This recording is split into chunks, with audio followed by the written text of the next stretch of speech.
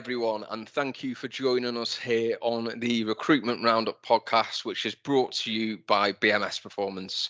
For those of you that are joining us for the first time, BMS Performance is a specialist sales and marketing recruitment consultancy. For the last 30 years, we've been helping businesses across the UK recruit for vacancies at every level. I'm your host, Mike Leather, and every week I'll be joined by a new guest where we'll get stuck into the latest trends in regards to recruitment.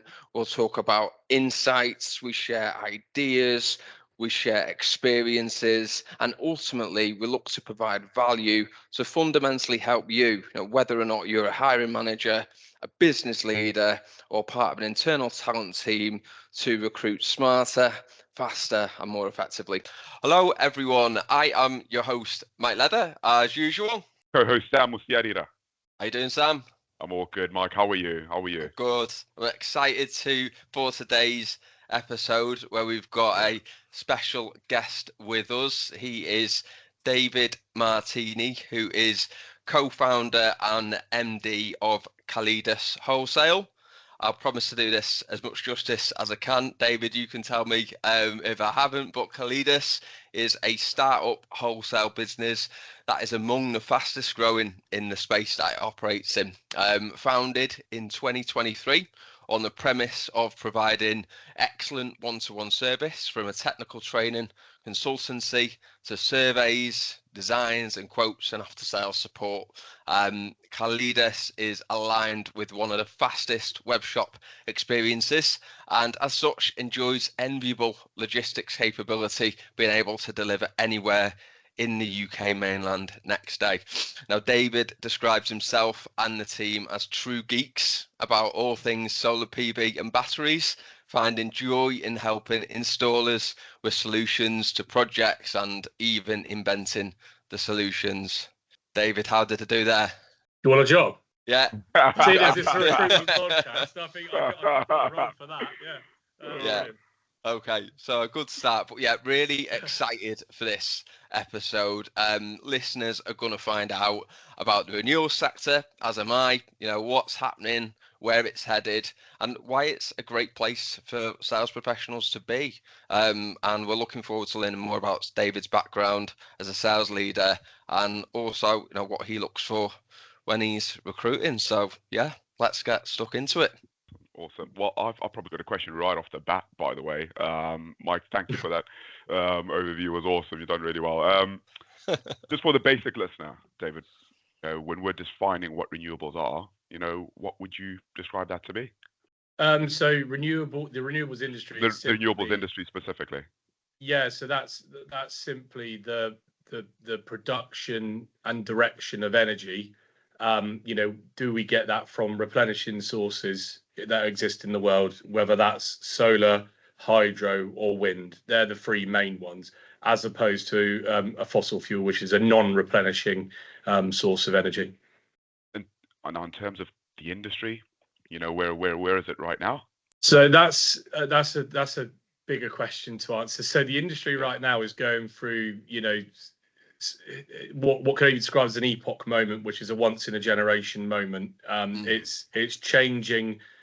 There's this. It's called the electrification of everything. Essentially, the whole world is transitioning to an electrical only future, and there are certain countries that are doing that faster than others. China's doing it faster than anyone, which is contrary to what people think about net zero and stuff. But China are actually transitioning to that far quicker. And if you're going to transition to a fully electrified future, then renewables simply is the quickest way to do it, and is arguably the cheapest way to do it.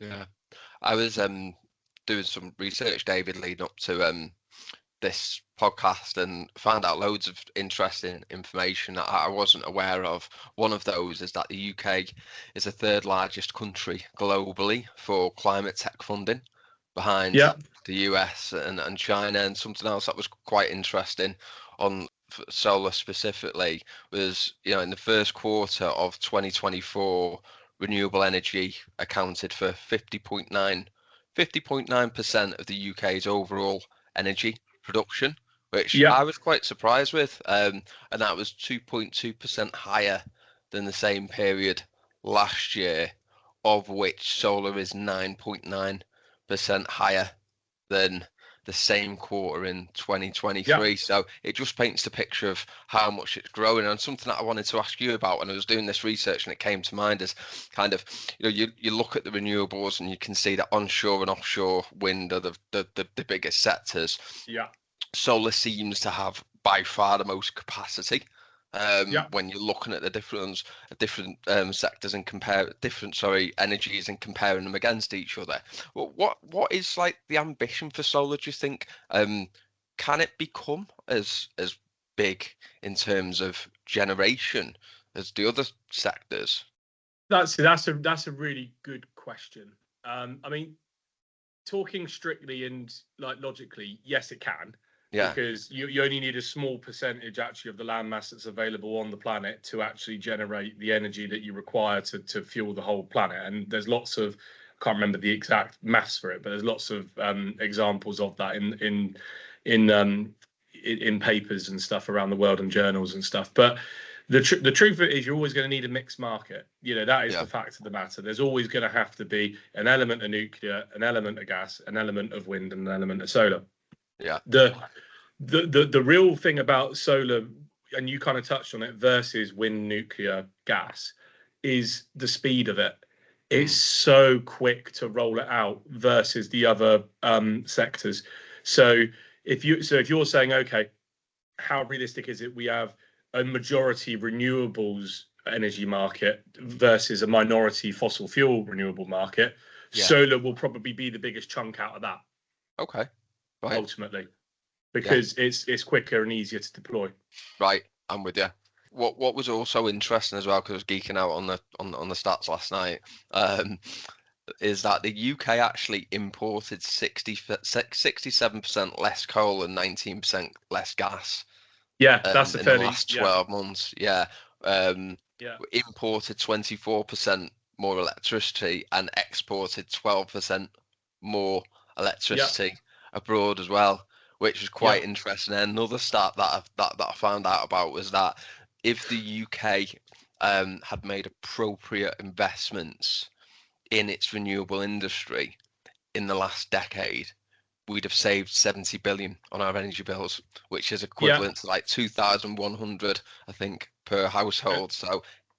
And again, that's a really interesting point, because when you read things like what the International Energy Association have put out recently, which is this electrification of everything is already happening, right? So China, who are going to be the global economic leader in the next 100, 200 years, they're already doing this. And if you want to be competitive in a modern world against someone like China, you're going to have to do it as well, because that's what the history of economics has told us. When one country industrializes a certain way, the pack follow, right? And so if you sign up to that, then the only thing that can be changed is speed. And that goes back to what you said. If we'd have done it faster, we'd already be at a certain level by now, right? Because we all know this is the journey we're having to go on anyway. So therefore, again, without getting party political about it, because everyone's got their views and blah, blah, blah. But when people like go, well, Ed Miliband is stupid for saying we'll be net zero by 2030 because it can't be done because of all the stuff with the grid. They're probably right in some ways about a lot of that. But equally, if we all agree the electrification of everything is what's ultimately going to happen, and we all agree that actually majority solar / mixed market is going to be the way that we get there, then why wouldn't we go faster? Yeah. You know what I mean? It's cleaner, it's greener, it's cheaper. So why wouldn't you try and go faster? Whatever the obstacles are in the way, innovation happens around obstacles, right? So, it's, and going back to your point about speed again, Germany's in all sorts of trouble with car production. So again, if you've been geeking out on some of this stuff, so their car sales going into China are plummeting, right, for their traditional combustion engine vehicles, because China is already adapting to mass EV market in their car market, and the majority suppliers in that market are now Chinese, right? And a lot of people saying that that's because Germany has switched off the Russian gas, so they can't now produce these cars cheap enough for the Chinese market. But all that does is extend the demise a little bit longer. What if you get to the heart of that problem? The heart of that problem is Germany haven't electrified their car market and their car production market as fast as China did. So that's again why they're behind in that race production wise, selling into Germany. selling from Germany into China.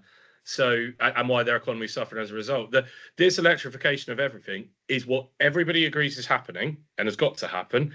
And the only thing you can change is speed. And the slowest people to that, as in Germany at this moment, because their economy is very wedded to car and automotive manufacturing, they're going to suffer because of it. And that's what's happening. That's literally what's happening. So when you look at the German economy, it's just not growing anywhere at the same rate as the other G7 economies, is it? At all. That's really, really interesting, and it probably takes us nicely into the next segue of this conversation. Yeah, of course. Go on. I'll let you lead with this one, Sam. Yeah, no, of course. I think just to maybe bring it back to sales and sales specifically, if I'm a sales professional, David, and I'm looking for, the industry that I want to, not just come into, but to come into and thrive. Why is this industry an exciting place, for sales professionals in the UK going forward? Because it's a bit like, if I was to say to you then, Sam, actually flip it another way, right? It's the year 1990. You've just left school and you've got the opportunity to go and work in sales in a tech company like IBM or Dell or something. That'd be cool, wouldn't it? Absolutely. Sign me up based on what I know now, for sure. That's pretty much where we are now with this. It's the same thing. So in and I have to, it's about sales, right? But I have to use the context of it. You had the first wave of industrial production was water mills. The second one was steam engines, combustion engines. Then we went into the age of steel and electricity, right? When we started to produce mass steel, and that was an American thing, really. Then we went into the age of oil and petrochemicals. Petrochemicals. Yeah. So, for the automotive industry, like Ford and stuff, that was like 1900s. Then we went into the information technology age, which is what we've kind of been doing for the last 30 years. This electrification of everything renewable age is now. It is started now. So if you're coming out of university or coming out of college, or you're a sales guy with 10 years experience, and you're just looking to get into something that isn't just the next big thing, but it's a global shift. It is the way we live and work and do everything is going to change as a result of this. Well, you can entering the market now. Then you are literally selling the products of the future and today. So it's a dual thing, which is really cool. It's a really good answer. Goes back again, doesn't it? To I think if I was a salesperson and I was looking at this sector, and I just said then that the UK was the third largest country for like tech funding. I also read as well, and full of stats this morning, that in 2023 there's 20,600 new jobs were created due to investment in the renewable energy sector. So that just shows you how much it's growing. I'd love to know how that compares to other fast growth sectors in the UK. I haven't got the information for that, but I would have thought it's like right up there. Everyone's dwarfed by China, really, in that sense. But we're still right up in there the UK. With that. Yeah, in like you said, the OECD countries and stuff. We're pretty competitive. America's, because they had the Inflation Reduction Act, which is something Biden put in. A lot of that money's gone into clean tech. So they've got a lot of investment going into that. But again, it's a wider point, but it's specific to what you just said. The Economist did an article on it about a month or two ago, actually, and the article was called, I think it was called "The End of the Oil Age" or "The Beginning of the Solar Age." And what it was basically saying was global investment now into clean tech industries has actually taken over what the old fossil fuel markets were taking in from investors, private investors, capital investors and stuff. Right. And that's really interesting and cool, because a lot of people's fear about solar is it depends on the political headwinds of the day. It depends on subsidies. It depends on this. It depends on. By the way, fossil fuels gets a lot of subsidies.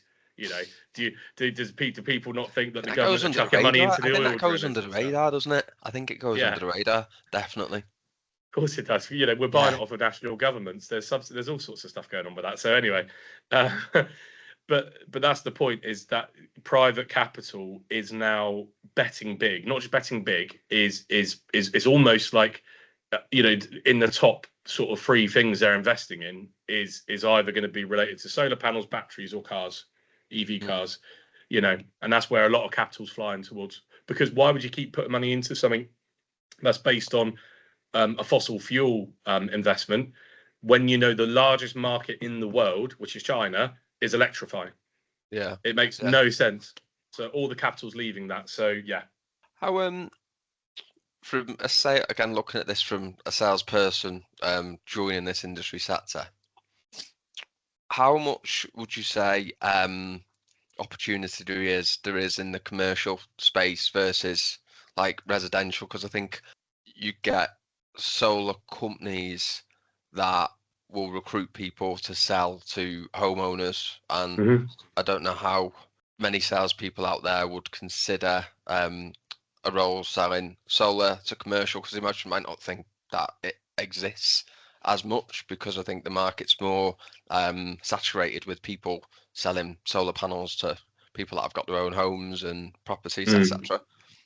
There's always going to be that market where you're going to have people selling to B2C, to homeowners and farms and whatever else. But again, the market is becoming an everything market.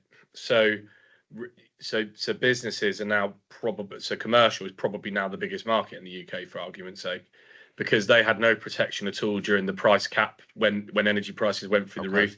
If they're tied to commercial energy tariffs, and they were tied to under contract for 5 years, and they got locked in when the prices went up, then they could be paying an exorbitant amount. If you're a hotel or a restaurant in the UK and you're tied to a contracted price that could potentially be, I don't know, £1 a kilowatt hour, and you've got air conditioning, commercial kitchens, EV chargers, you're being crucified, and you can't put your room rate up 3 times to cover the cost of that. So for a lot of those companies and businesses, it's existential.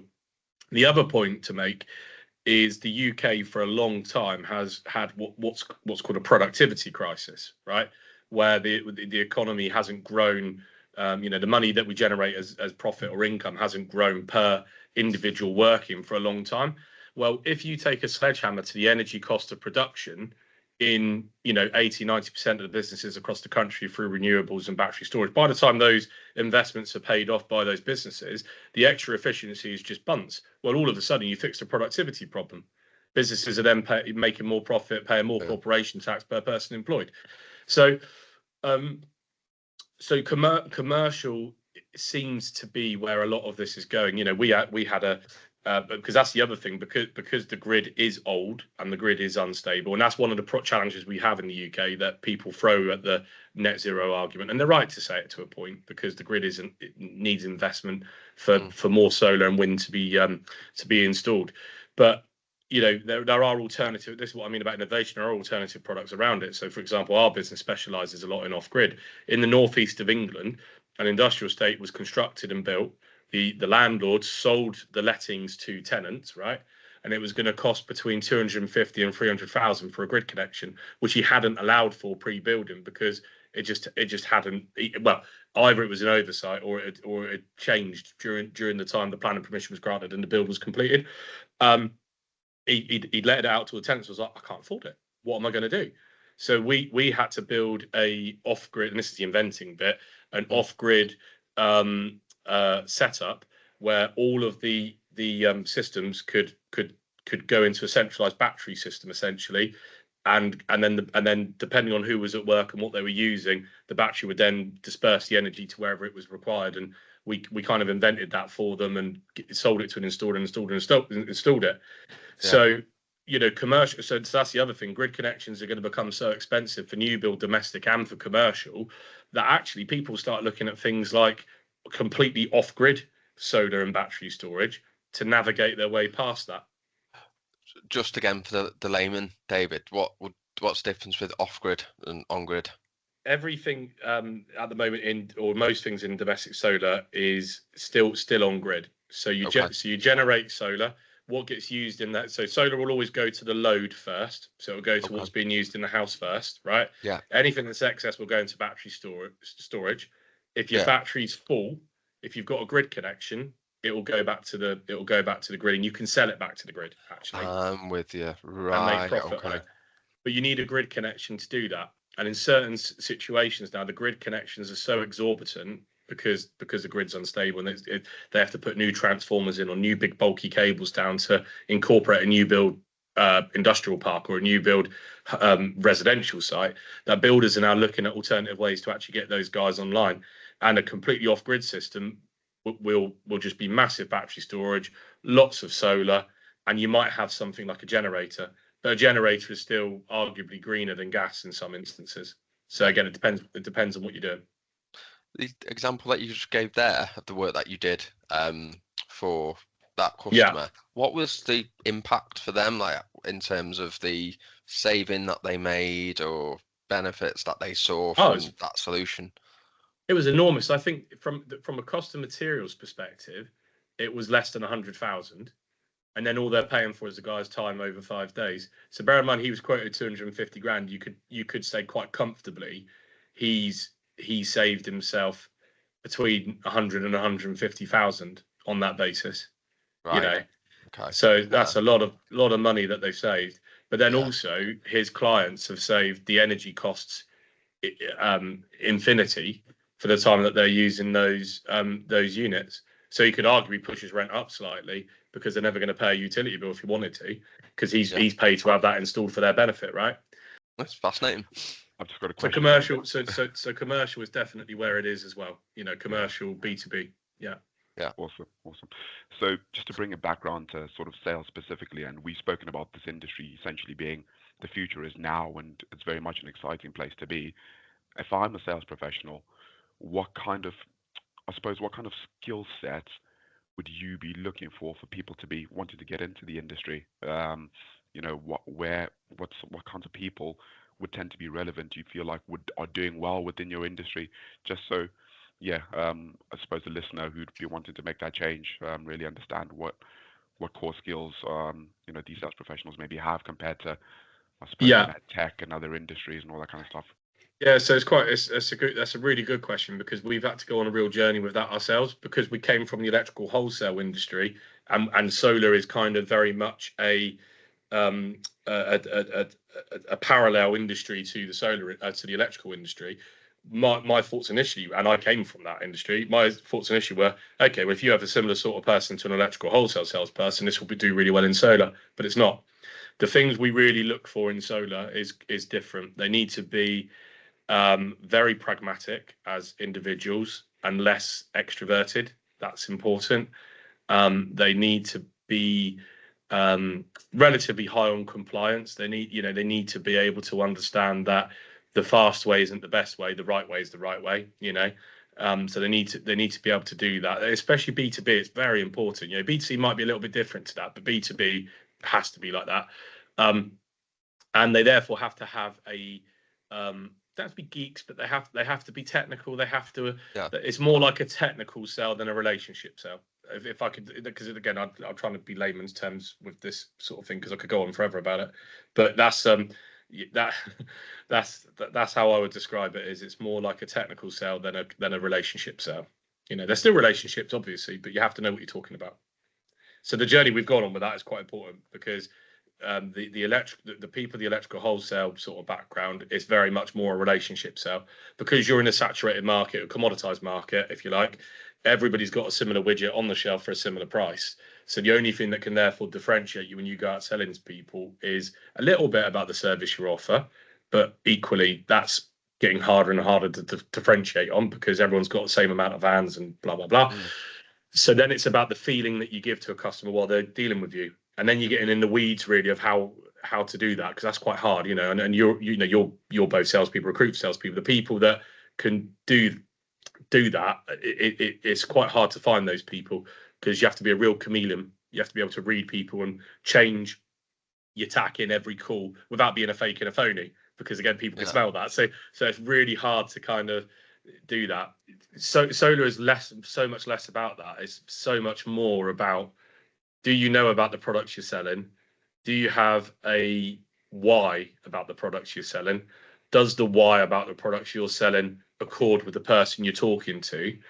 And does that therefore have technical merit? And it's all that kind of stuff that's important. And therefore it's very different, because like you could look at, a portfolio of customers in electrical contracting and an electrical industry and go, I've got 200,000 customers I could sell to in this market, or 50,000, because they're all buying the same products at the same price. And so it's very, very different, right?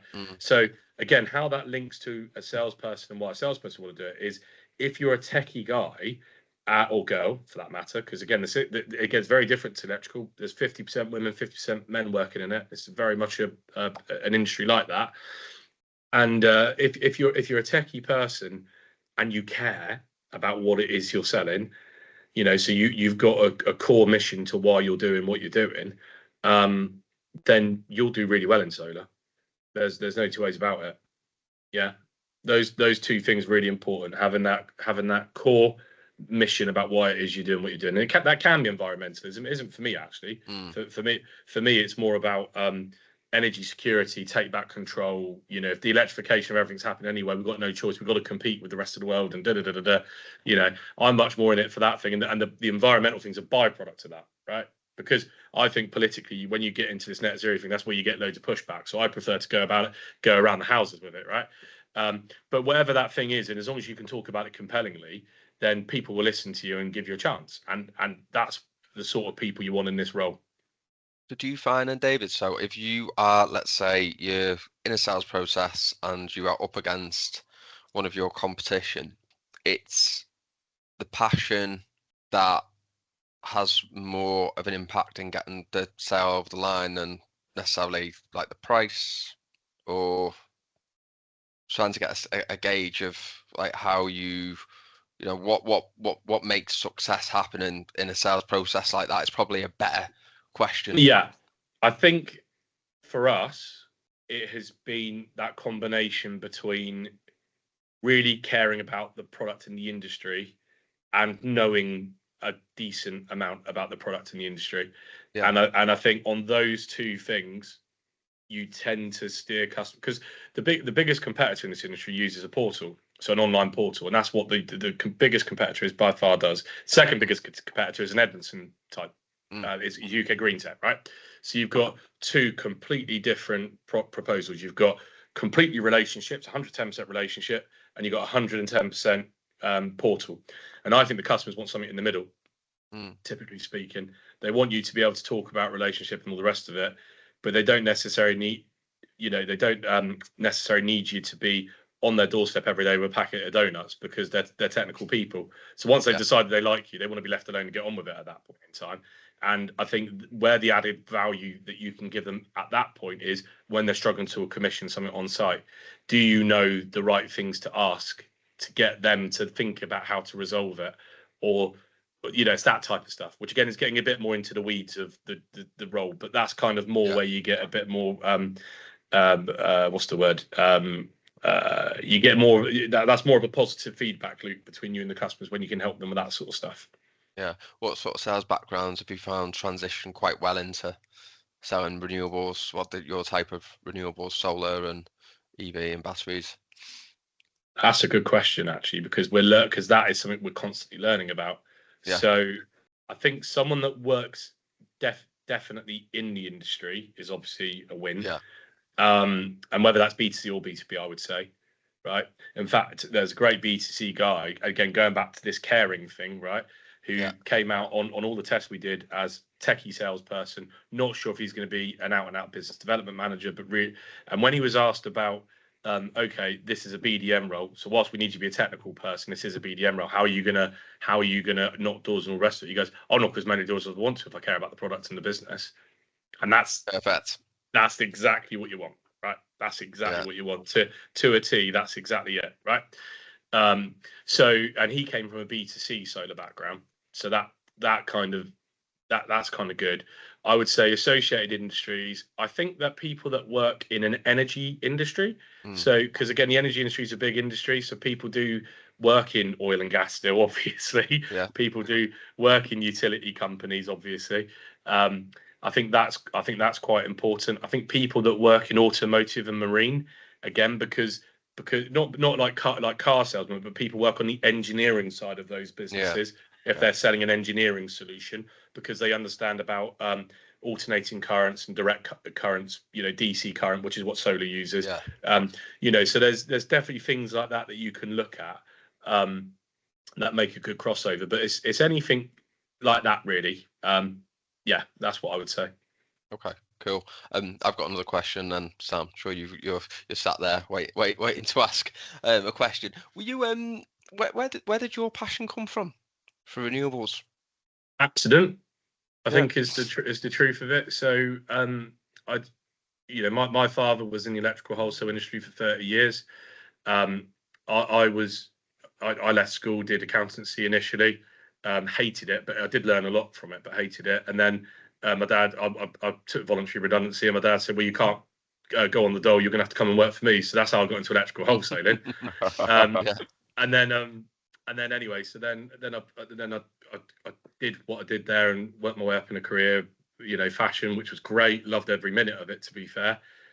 COVID happened, which was backs against the walls and having to sell something completely different to electrical products. It was the first time I've ever had to do it, right? So it was completely new. And I've never felt more alive. I loved it. I loved every second of it. And, some people were saying it was the worst time of their life. And I was like, and I get why they said that, actually, by the way, because I don't want to diminish that. For a lot of people, it was really awful. But for me, even though I had a newborn at home, I loved it. I loved every second of it. And anyway, when we then went back to doing electrical products, I felt that sort of disappointment starting to creep in, and boredom, and like, this is what I want to do for the next 30 years. And EV chargers, so going back to what we said about the electrification of everything, I read an article by accident that in the UK in when would it have been, 21 or 22? No, 21, the fleet car industry, so company cars, had become majority electric vehicles or plug-in hybrid vehicles to combustion engine vehicles. And I thought, well, that's cool, because loads of people come to holiday in Devon and most of these hotels haven't got EV chargers outside it. Yeah. So I started to do conferences where I was trying to convince people, because that was also interesting. It was fun. It was different to selling electrical stuff. And I thought, oh, okay, well, let's see how that goes. And the two biggest leads that we had from it, and we did do both of them for what it's worth, as in set sell to them, closed the sale there. Both of them turned around and said they wanted to do solar. So even though I was a fairly early adopter within Edmonton's as an electrical manager for solar, I was led by customers. I hadn't thought about it at all. So this was sort of Q3 2021, and I sat down with a rep, and the EV quote was say 10-12 grand, but the solar quote was 40 grand. And I said to him, well, we need to be in solar, mate. And then when we started to look at, because that was purely monetary, right? I'm going to be completely transparent about that. But then when I started looking at it, and I'm into politics and current affairs and stuff, so I'm interested in the world and how it works and things like that. And when I started looking into it and learning about it, I got the bug. There wasn't anything else I wanted to do. And it was as simple as that. And like I said to Sam, when he said, what would you say to people about, that are thinking about taking a plunge into a sales career in the renewable space?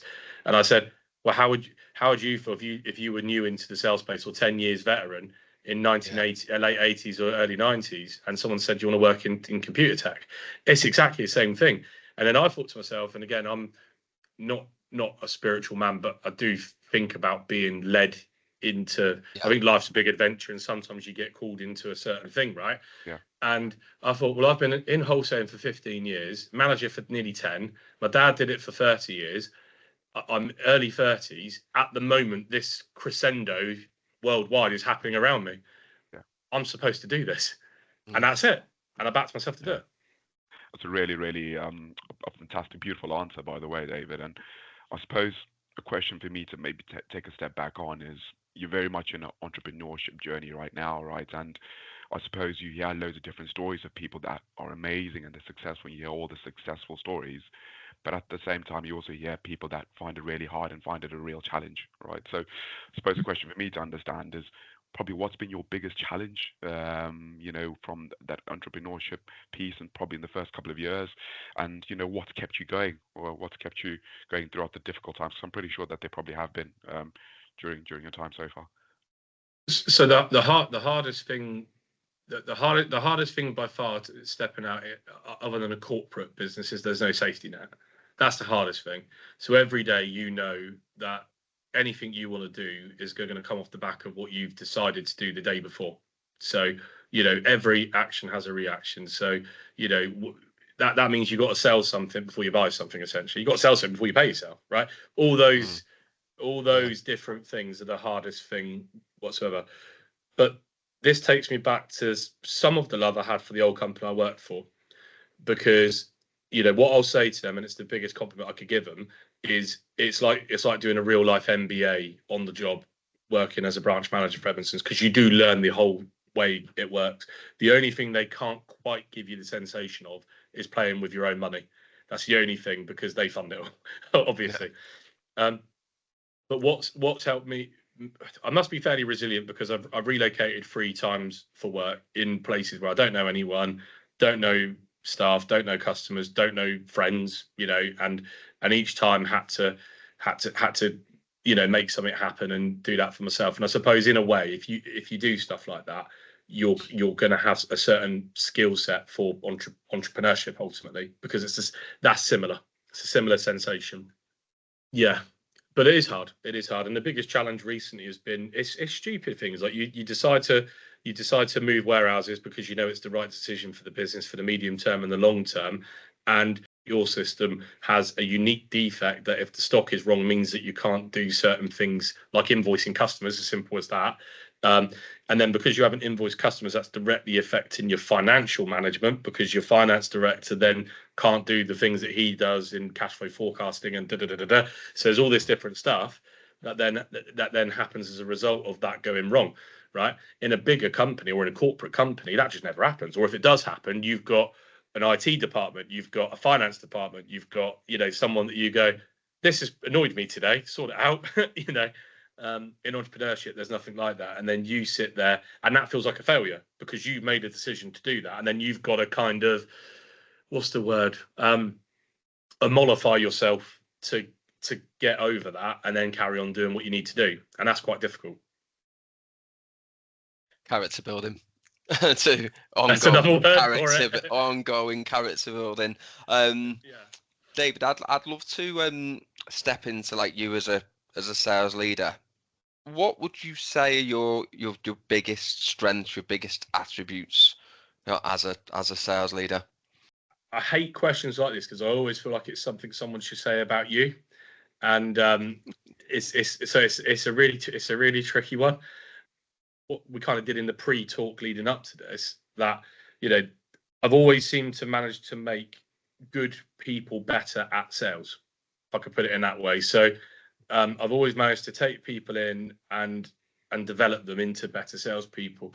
So I'd say that I must be pretty good at seeing things in people and making them better. And the way I can evidence that, by the way, qualify that if you like, is 2 of the people that worked as my assistant managers when I was at Edmonton's manager both became managers after me. So, and both of those weren't commercially, if they watch this podcast and come back at me, they're allowed to. But I would say neither of those 2 were necessarily commercially aware when I first started working there. I kind of helped them with that. And one of the people that came to help me start this business, who was a graduate salesperson, was asked to be a manager after I left the last business as well. So 3 people that I worked with and developed into salespeople, because that was the core thing I always focused on, was sales. Became asked to be managers. Edmonton's also sent to me new branch managers who became brand new managers to come and spend time with me to learn about sales process and sales marketing and customer stuff. So I'd say I must be pretty good at just teaching people how to do sales, right? So as a sales leader, I think I'm pretty good at that. I think I lead from the front with it. So I'm not shy of putting a number on myself and going out and doing it. And when I first took over both businesses, I took over within Edmonton's, and I do it in this business as well. I tell people in a sales team meeting, this is where I want the business to go this quarter. This is the customers I think are going to do it, and this is the customers I'm going to look after to get us there. And I make a point of doing that in pretty much every business I've ran, and that's always helped because I get buy-in them from those people, I guess. I think. Yeah, and I think I'm a fairly good listener, as in I'll always. So again, what I'll always do with salespeople when we do a sales review, I'll always do it away from the business and away from staff. So I'll always go to a coffee shop or I'll go to a pub and do it. Yeah. And I do that for 2 reasons. The first one is I want to see their mental health actually is honestly and truthfully part of that, because it's a lonely job. And I think that when you put them in neutral territory, there's something about the body and the facial language that changes and relaxes, and you can just pick up on cues differently. So I think that's important. So that's the first reason I do it. Yeah. And the second reason is you just have better conversations. And actually myself, then my facial and body language is probably more neutral as well. Yeah. So when they tell me stuff that I may not like, I don't react in the same way either. I go home and I think about it, and I think about why they said it and what they said, and really think about what they were saying. And then the following day, if I still don't like it, I might pick them up on it and say, that thing you said about that, I don't think that's right, and I don't think it's right because of da-da-da-da-da. You know, when I was a very young manager, I was 24, 25, I'd just react, you know. So I think that's something I've learned over time, is to really consider that. And the fact I suppose, and again, that's why I said it's about other people saying it, because it feels arrogant. But the fact I relocated a few times in my career, which most people can't do, you know, generally speaking, and start from scratch, I think immediately that you get a bit of goodwill from people because you've done it, because they perceive it to be brave. So I guess actually that's the thing, is I always try to be brave. I always try to do something that's brave. For a question that you don't like, you give a really good answer to that. I love the fact that you're talking about being conscientious, but also holding people accountable as well. I think that's really, really, really important, and being intentional. There's loads we could dip into there. Yeah. And if I could be fully transparent on that, because it is quite funny in a way. When I said to my wife, this is one of the questions that I had, and I don't know how to answer it because it's about myself, she said that one. Did she? She did, because she said the things she's noticed how I've changed in my career over time being a manager. Yeah. That's amazing. You talked early on in the answer about helping people become more commercially aware. Yeah. I don't think that's talked about enough from sales leaders, which I think it's crucial as well, in helping people sell to understand. Can I give you a really good example of it as well? I was just going to ask you that question. Oh, okay. Yeah, because I'd love to find out how you've done that, and if there's an example you could share, I think it would be really valuable for the listeners. So my number two in my last job, who's subsequently gone on to be a manager, who is, we don't talk anymore, unfortunately, but he's a lovely bloke, and he worked his socks off for me for a long time. And when I first started working with him, I remember being at a regional meeting, and as you do as managers, you regional meeting, you ring back the branch and you go, how's it going, mate? How busy has it been? How many customers? You know, blah blah blah. And I'd say, how busy has it been then? And he'd say something like, oh, the phones have been non-stop and da da da da da. And I said, yeah, but what's the actual numbers? Oh, I don't know. Okay, have you done any invoices yet? Yeah. Have you not checked? No. Can you print off and check, please? And then print off and check, and then go, we've done X amount of sales, we've done X amount of profit. And I go, okay, well, how's that relative to what we should be doing? And he goes, well, what is it we should be doing? 2.5 grand, 3 grand profit a day? Yeah, let's say 3 grand. Well, it's less than 50%. I was like, right. So have you done all the invoices yet today? Don't know. Okay, mate.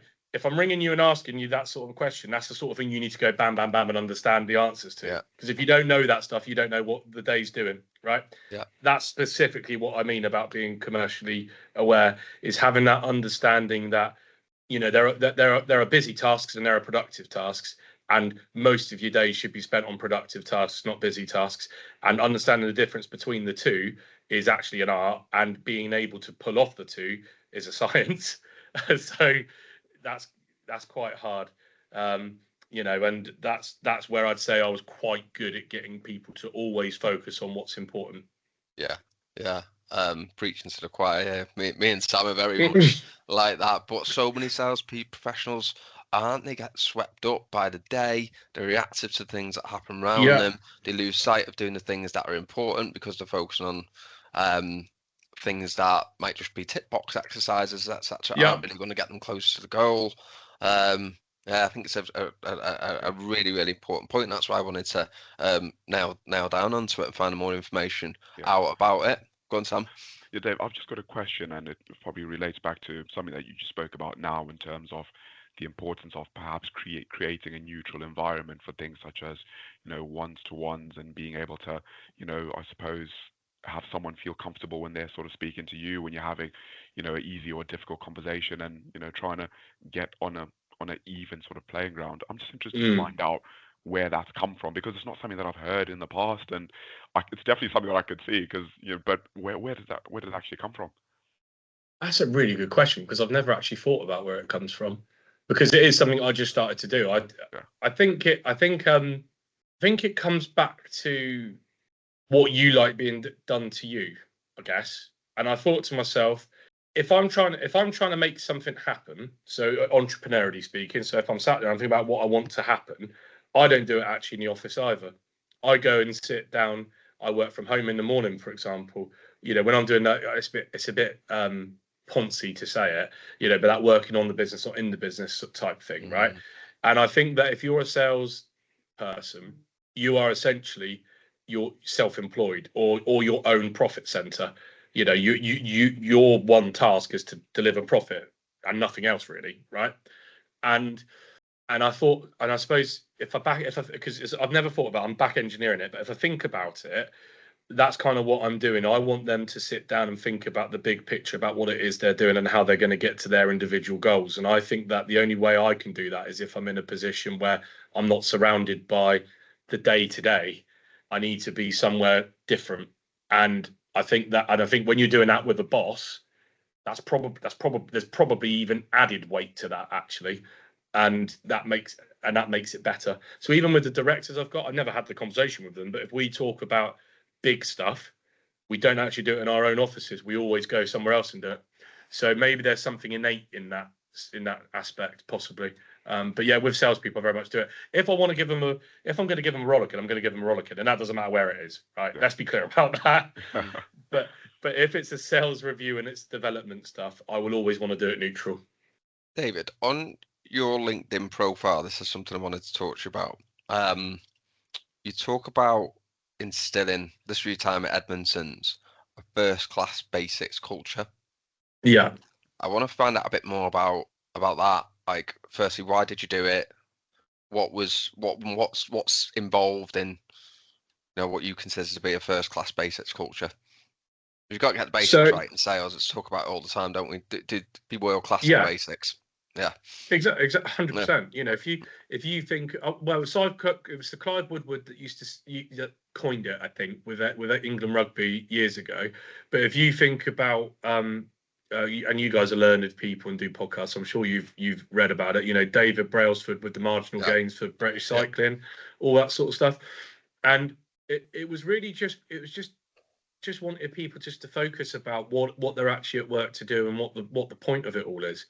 And the point of it is to earn a bonus, is to earn some money. Okay, well, what are the tasks that are going to get you closest? What's going to make the boat go faster? What's going to get you there more often than not? Well, making sure that every time I do a quote, I follow it up and find out what's going on with that quote. Yeah, absolutely. What are you going to do about it when you find out you've lost a quote? I'm going to come to you and have a talk about why we've lost it. Excellent. And then what we're going to do about it? We're going to talk to the buyer about the crap deal we've been getting on such and such for the last 6 months. Okay, that's good, right? It's all that sort of stuff. It's always about what are we doing on a day-to-day basis. On the trade counter, when I had a trade counter, are we going to it as soon as we possibly can? Are we positive? Are we is the TV on? Is there a newspaper on the desk? All that sort of stuff. Are we making it comfortable and easy for the customer? So one of the things, and Steve, my other director, is great at this, and he says, are we making it easy for the customer? And that's what world-class basics is about. Do we make it easy for them to buy from us? Do we answer the phone quickly? Do we call back every time? If they give us a quote, do we follow up the quote? And it's important to follow up because, again, I was taught this years ago. This is not something I've come up with. But if you follow up a quote, you're not necessarily chasing just because you want the order. You are, but it's not just about that. It's because you want to make sure that they've received a quote, that the quote has got the correct equipment on it, that they haven't got any additions to add to the quote, that if they're planning to place the order with a quote, that you've got the stock in stock. So if it's something they're expecting to collect in the morning, then you need to check that they're actually going to place it, because you might have to go, oh crap, we haven't actually got that, sir. So let me sort that out for you in the background, blah, blah, blah. So there's loads of reasons why you do that actually as a customer service thing, right? So the world class basics was spent a lot of time on things like that. It's just talking to people about that. If you notice that we keep running out of something on the shelf, don't just wait till we run out the next time. Go and talk to someone about it and get it sorted. Yeah, that type of thing. How much of ensuring that world-class basics culture remains will you proactively driving versus the staff, the employees taking ownership of?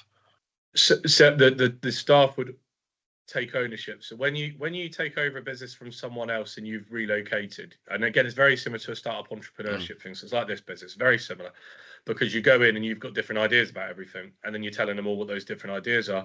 The first thing you've got to do is show that they work. So the best thing to do is to take ownership of it first. And then once you've proven that the business is growing and that there's more money being generated and blah, blah, blah, then it's a case of, well, you can see it works. Now you've got to do it. Yeah. So it's kind of an element of that. At the last branch I managed, and we do it in this business now, actually. So I'll talk about in this business is what we started is when we did team meetings, I give people their own slots in the team meetings. So I do a generic slot about what the business is generically doing. It's a big picture slot. The sales guy does his tales from I can't remember what it is now. Tales from a hard up salesman, I think his slot's called, and he talks about what's going on in the market, what his challenges have been, and blah blah blah.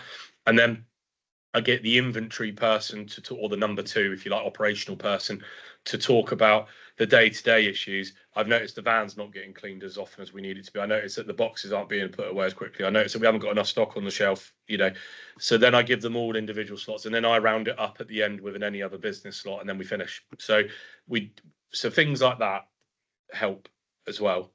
But I'm a big believer in that world class basic, and sometimes you can get really distracted from it, chasing the carrot, and then you forget about the back end. But that's why also it's important to get a number two. You need to have someone in that you're So there's a guy I follow called James Sinclair who talks about entrepreneurialism plus managerialism equals success. So if you're a really good entrepreneurial person, then you need to have someone that's your polar opposite on a managerial operational level. And they'll drill the basics. I use the expression, make sure the trains run on time, and then you can focus on everything else. Okay. Yeah, awesome. That makes sense. Yeah. Dave, you strike me as someone who's obviously come across very passionate and very so much almost like obsessed with the industry, and I'm also sensing a lot of like self-development piece as well, which is really critical to you. And I suppose just maybe something that I could maybe learn, is there any book you strike me as someone that probably reads quite a bit as well that you would maybe recommend to, I don't know, the audience for something that's probably inspired you to get to, if you maybe look back? I know it's probably quite a broad question, but is there any piece of content or maybe a book that you've read going back years ago that you felt like that's probably stood with me, and these are some of the values that I've taken to become where I am today? There's loads really, in truth, but I'll give you one that I loved at the time and it served a purpose at the time that I can't ever read again, and you guys would have definitely read it, and that was Grant Cardone 10X. I read that, and that was very much positive push sales sort of mentality. But when you are hard up and you're struggling, that is so when you said about passion and being obsessed and relentless, that's kind of part of that sort of outlook, if you like. So he wrote a really good book about that. The best ever business book I've ever read, actually, is Shoe Dog by Phil Knight, which is about the story of Nike, and that's an incredible book. Actually, I've probably reread that 2 or 3 times. I've not read that one. It's a really, really good book. Richard Branson, Losing My Virginity, is a good book. What's the other one that I've read that recent-ish? Malcolm Gladwell. He wrote a book called Outliers. That's a really good book because it talks a lot about the things that don't get talked about, actually, about why things and why businesses and people become successful, and it gives you a different perspective on things, because there's that sort of culture of, the harder I work, the luckier I get, and all that sort of stuff, right? And he's done this book about that, and kind of says, no, it's not really true. Bill Gates might have been a really, really clever, intelligent guy and very good operational and all the rest of it, but he did also have a mother who was a school governor in the only state in the country that had a certain size computer and was allowed to go in there with the only professor at that time in the country that did complex coding and learnt it when he was 8 or 9 years old. So Right that's place, that right kind time. of exactly. And there's loads of instances, like if you want to play professional ice hockey, it's something stupid like 75% of boys are born between a certain date in January and a certain date in April that play professional ice hockey. So if you're born outside those dates, your probability of actually playing professional ice hockey is very small. It's stuff like that. That's incredible. It's a really good book because it just gets you to think different. And in fact, that's another good book by Matthew Syed, and I think it might be called Thinking Different or something like that. I read that one. Yeah. That's or Black Box Thinking, something like that. Yeah. It's a really good book. So there's a few, but Shoe Dog is my all-time favourite. We'll check that out. And we're starting to round things off now. It's been nearly an hour, which is crazy. It's flown. David, we always like to round off the podcast episodes by asking the guest, what your favourite interview question is. So what would that be to the listeners when you're interviewing a sales professional, or even anyone generally? It could be a generic question. What's your one favourite interview question? For sales professionals, it's always, what does an average day look like for you, and what would you do better? Okay. Right, because I like to understand, especially if they're experienced, what it is they do every day, and do they think about how it could be better? Because that goes back to that, how commercially aware are you about where you're spending your time? So I like to ask that, because if I know that they're doing that bit right from day one, that's good. If I'm asking a generic question, like, because I'd ask this to them as well, but if I'm asking a generic question, it's always, why should I give you this job and not the other bloke? And just see what they say. And I always load it with that. Why not the other bloke? Why not the other guy? Why not the other girl? Because again, it just gets to you to see what the mettle of the person is. Love that. David, really appreciate you joining us. I've learned an awful lot from that conversation, not just about renewables, but again, your journey as a business leader, sales leader, and the renewables place seems like a really, really exciting place for sales professionals to be right now. So thank you very much for your time, and appreciate you coming on. No, Mike and Sam, it's an absolute pleasure. It's thank you for inviting me on and giving me a chance to talk about Callidus Wholesale and everything, because it is a passion. So thanks. David, before you go, where can people learn more about Callidus, learn more about you, and reach out to you if they've got any immediate questions? They can follow me on LinkedIn. Obviously, I'm just on as David Martini. They could come to our website, which is www.callidushwholesale.co.uk, or even better, in a couple of weeks, we're at the Solar and Storage Exhibition, NEC Birmingham, 24th of September to the 26th of September. We're exhibiting on stand D24. Be a pleasure to meet with anyone. Right. Sounds good. Right. Well, thank you, everyone. Hope all the listeners enjoyed that. And thank you for tuning in for another episode of the Recruitment Roundup. And we will be back again next week. Bye for now. Bye for now. Bye. Cheers. Well, that wraps up another episode of the Recruitment Roundup podcast. Thank you very much for listening to the show, to watching the show. We really appreciate your support. It would be absolutely fantastic if you could give us a rating on Apple, on Spotify, give us a review. Any feedback really, really helps and is massively appreciated. So thank you once again for joining us, and we will hopefully see you again next week.